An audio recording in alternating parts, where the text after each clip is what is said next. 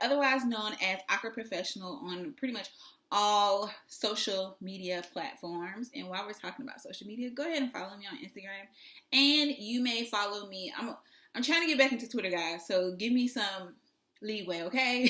Go ahead and follow me on Twitter while I'm working to build that platform. And go ahead and subscribe to my blog, www.awkwardprofessional.com, where I discuss everything career. So thank you for visiting my channel, and thank you for watching this video. Today I just want to discuss interview attire. And the reason why I wanted to discuss this is because my niche is professional development, career development, and most specifically an emphasis on young professionals, young women entering the business world and getting their start on their career. And I think I'm going to take my glasses off because I see the glare and that is irritating me. Okay.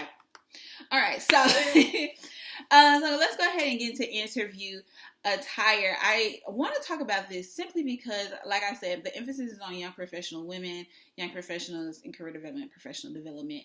And the go-to for interview attire is that tailored suit, that nice tailored blazer that perfectly hits and matches that tailored skirt or a nice pant if that is your choice to wear. However, the truth is something of quality and of that style, a nice suit can run you up to $95 and above as far as coin being spent on that. It can be very expensive, especially for a young professional that's fresh out of college, fresh out of getting their degree or their certification and trying to enter their professional careers, basically. So I wanted to touch on the fact that you can put your own little stylish spin on that. Show a little bit of your personality in the attire that you actually wear to a interview or a professional interview for your dream job, right? So these items don't necessarily have to be a standard suit. If you have certain separates in your closet that you can put together, it can still look professional and you can still get the job and still be taken seriously. So I want to touch on a few staple items that you should have in your closet as far as separates are concerned that will still have you looking professional, whether it be for your first day of work, for your interview. We want to make sure that you seal the deal without the extra pressure of going out there to spend over your budget to look the part. Okay? So first thing first, I want to discuss, I already said something about a tailored suit. I want to discuss colors. So when people say dress professionally, dress in business professional clothing, the go-to is black and white. However, there are so many other colors that you can go to, neutrals that you can embrace that are still considered professional. Now, would I wear an all red suit, top and bottom, to an interview? Probably not. Just that's the feeling I'm in. Now, if I was going to interview to be a fashion editor or some of that nature, probably still wouldn't wear it, but it may be more acceptable in that field, if that makes sense. However, in the corporate world, usually you do want to stick to neutrals, but that goes well beyond black and white. You can wear gray, navy, even like a lighter blue. I'm trying to think of like a sky-ish blue, as long as it's subtle. Any colors that are subtle. One color that I love to wear outside of navy is my favorite color to wear. However, one color that I love to wear, and I'm looking for a nice suit in this color, is brown and tan. I think brown and tan is just such a slept on neutral. And when it comes to the corporate world, that we don't wear enough of it. It's usually like, oh, we'll wear a nude pump to offset my suit today. But no, I think tan and brown suits are very flattering. On anybody of any color, especially women of color. Okay, shout out. So I put together some pieces with some staple items that I had in my closet that would be considered out of the norm, but it still puts together a professional outfit that has my flair of style on it, but it's still appropriate for a corporate or professional interview. And I say or professional because everybody's not a part of the corporate world. However, when you go to be a part of an interview, you want to look professional regardless of what you're interviewing for. This can be interviewing for a college admission, interviewing for a job. We're, emphasizing careers, but this is for any type of interview. You want to make sure you seal the deal, and you want to make sure that your style or your choice of attire doesn't stop you, because that's the easiest thing. You shouldn't be worried about what you wear. You should have some staples in your closet that you can put together on the night or a couple of nights before. The one thing that you should be focused on is making sure your resume is printed on your resume paper, the format of your resume, making sure your references and you have your reference letters put together in order for all the paperwork that you may need on the day of interview. What you wear should be an easy fix, and I have been in the position of being a fresh graduate from college, and not necessarily, I know the basics, but just being nervous about, okay, is this professional enough? And the truth be told, what is professional is such a broad spectrum, especially when it's considered, especially in 2020, number one. And when you're considered to interview for the corporate world, for the business world, your first foot in the door of your career field, it can be so broad, but I just want to make that process a little bit easier and to show you that you don't have to go out of your way to spend every coin in your pocket for a nice suit. You probably have these staples in your closet today, and you could just put together a nice outfit that shows that you're professional, but also shows that you take what you wear and how you present yourself seriously, because you put a little spin and added your little style to show your personality to those who are interviewing you. So with that being said, I just want to show, I haven't decided if I'm going to do a video or a picture for this and just describe the picture. I want to do a video, but I don't know, I'm new to this life, so we'll see. But either way, I'll insert it here. And I just want to describe the outfit I chose to do. You'll notice that I still have on a blazer. This is more of a less structured blazer. It doesn't match with a suit. It's just a cute little blazer I actually found in Plato's Closet. And that's another thing. If you're looking for separates, don't feel pressured to hit up Dillard's or Macy's or places like that may be expensive. From certain perspectives. You can go to thrift stores, lower end stores, and they still have things that can be considered professional as long as you dress it correctly. So I believe I got this blazer from Plato's Closet, or I might have stolen it from my sister's closet. Either way, it's really cute, still very professional, and different from your structured blazer, that it gives a little flair to any professional outfit. It gives enough flair to say, oh, she may have style, she didn't just, pick a suit from the closet and just throw it on. So I also have a button down, a tan. I decided to wear a tan button down because, like I said, I love brown, tan color professional attire. I feel like it's not that popular, but I feel like it complements my skin very well. I found this Liz Claiborne button down at Goodwill, and I found it on a 50% off day. So I think I bought it for like $1.50. But it was basically brand new, and it is gorgeous. It's chiffon material, and these days things like chiffon, silk material, that is trendy. So that silk material button down that you bought for your girls' night out, put that up and put that on the professional side, sis. Especially if it is maroon, tan, white, or black. Put that on professional side. Thank you, and button it up. Leave the cleavage at home. It's a chiffon button down that I found at Goodwill, like I said, for less than $5. So again, professional attire does not have to be expensive. These bottoms I got from Forever 21. Now I think I did I steal these? I don't know, but I do know they were less than $25 from Forever 21. And actually, these have a nice tailored formal professional fit.